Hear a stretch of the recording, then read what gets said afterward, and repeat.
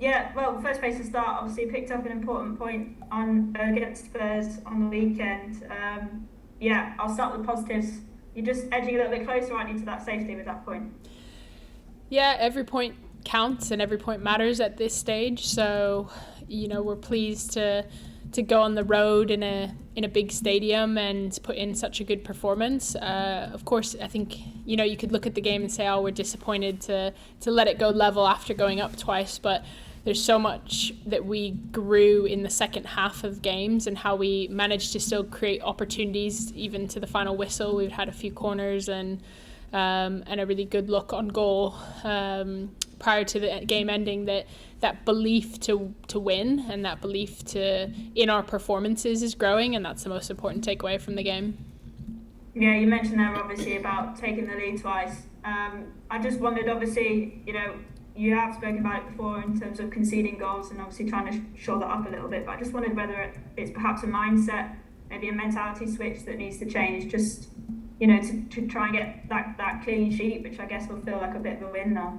Yeah, that's something that we're actively focused on, is the mentality shift of the group. It's no doubt been a difficult season with the transition in management and probably lack of consistency with standards and messaging, and certainly over the last 3 weeks we've started to build who it is we want to be and just have to continue to grow on those performances. So as long as we're competitive in the 90 minutes and we're going to put ourselves in a good position to get that result. And of course, we're after a clean sheet, we're after tipping the pot and looking to get a win, but ultimately what we have to focus on is the mentality behind our defending and the mentality behind critical moments in the game that we have to respond to.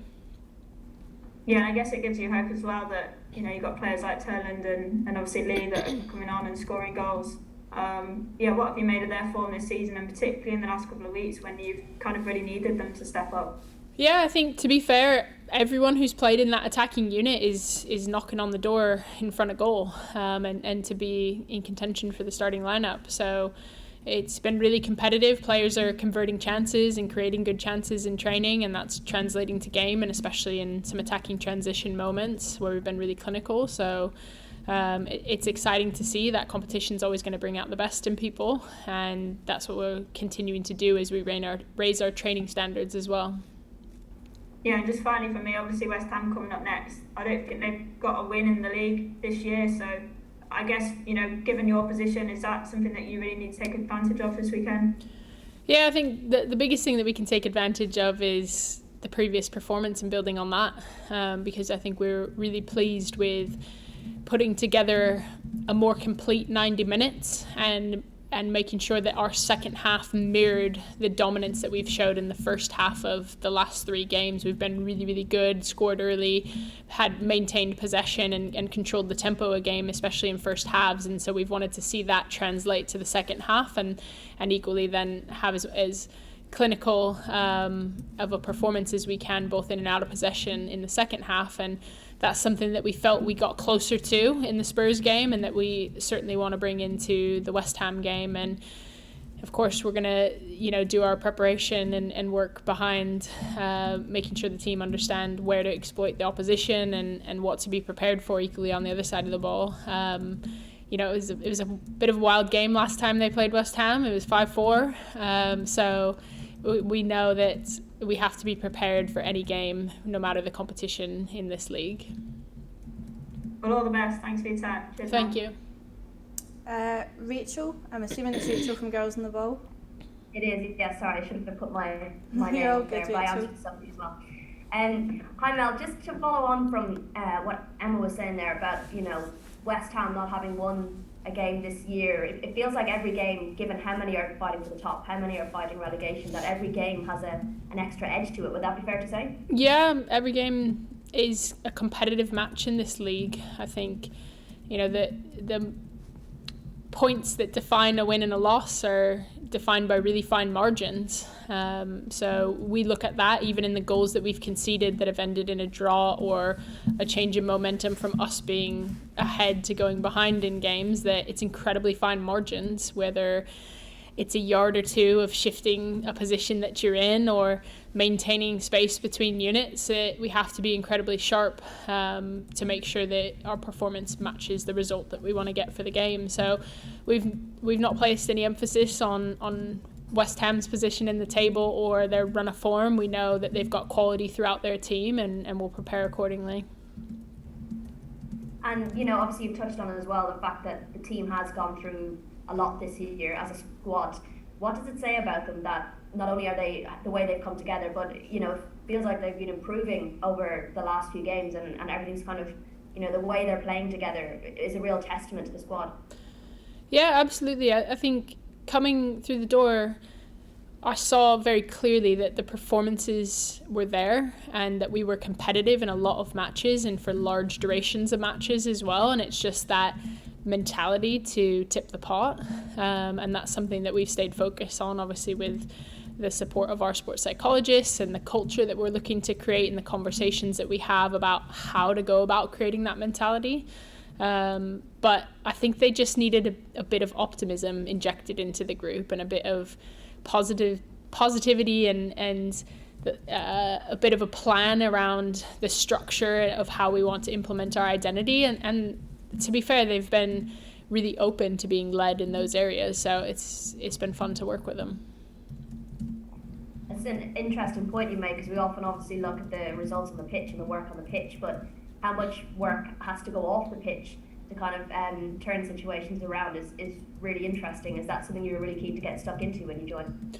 Yeah, I think, the performance environment has to be right to help improve and shape performance. And that's something that we're all being very critical of on ourselves right now is the level that we're currently operating on and off the pitch at a high enough standard? And if not, where can we make incremental changes and improvements to enhance the performance environment and enhance player performance as well, and the support that they have from backroom staff? So it's definitely a holistic approach. It's very much the ownership of the staff just as much as it is the players, and that's something that we're all very driven towards right now, is making sure that, I've said it all along, that we want to not just stay in the league, but we want to make a really good account of ourselves in the final games, and everyone's a part of that process. Brilliant, thank you. Well, best of luck for the weekend. Thank you. Sion? Hi, Mel. Before you came in, Amy said that the motivation of the players was still so high, especially after a poor run of results. Is that what you found when you came in, that the players were still really motivated to do well and to kick on for the rest of the season? Yeah, of course. I think that there's never been a lack of motivation. It's probably just a need for some consistent direction and a little bit more structure in our having an identity, both on and off the pitch, of the culture that we want to create and the standards that need to be set. It's just having a bit more direction and a bit more accountability to that direction. One final one from me. Sunday marks 1 month in charge for you, in charge of Brighton. How have you found it? Has it been different to what you thought it would be? Has it been what you thought it would be? And everything like that? I feel like I've been here longer than a month, hasn't it? Yeah, it's been fantastic. It's an exciting project to get stuck into. I've said it time and time again that the platform that we have is unbelievable, and the investment in resources and support from the board has really been incredible, like unparalleled to any place that I've ever been. And in terms of the group that we have, that, like, to your point, there is an eagerness and a motivation to finish the league out on a high. We know we've got a handful of opportunities left on the table to really go push on and see how much we can build in this short amount of time. Cheers, Mel. Good luck. Thank you. And just yourself, Brian. Thanks. Hi. Can I just ask about the decision you had in goal? Because you've had a very good goalkeeper, Megan, who's been here for a few years and won international honours, and then an international keeper been brought in. So how big a decision has that been to settle on one or the other for the time being? Yeah, it's an incredibly competitive goalkeeping department, and it's not just Meg that's on the sidelines right now. It's Katie Startup as well, somebody who's been here over a few years at Brighton, and all three goalkeepers make a really competitive goalkeeping department and really pushing each other on. There's different strengths and skill sets, and I think, like the team, it's been difficult to pick an 11, but want to make sure that we have some consistency and stability in that lineup of decisions and actions that we're going after. And yeah, they're all very much in contention each game. And just touching on, you mentioned about the psychological aspect of it. I was going to ask you about that balance between sort of optimism for the way you're playing, but any sort of trepidation or even fear within the team, or trying to avoid them playing with fear because there is still that threat of relegation. Is that something you're sort of wary of as well? Not necessarily. I think we've played our best when we're not under pressure. And while if we make more of the situation than it is, then we start focusing on things outside of our control. So if we focus on things within our control and the direction that we're moving, that pressure starts to fall away a little bit. And I've asked the girls to let me take that pressure on, and us as a staff, so that they can play with freedom. Because you look at the performance, and when we, let's say, go away to Manchester United in the FA Cup, they played with a real freedom to our performance, and it put us in a really good position to be competitive throughout that game. So it's certainly not a situation that we're making bigger than it is, but we're aware of the task at hand and know that we can only chip away every single day in training to prepare ourselves for each next match.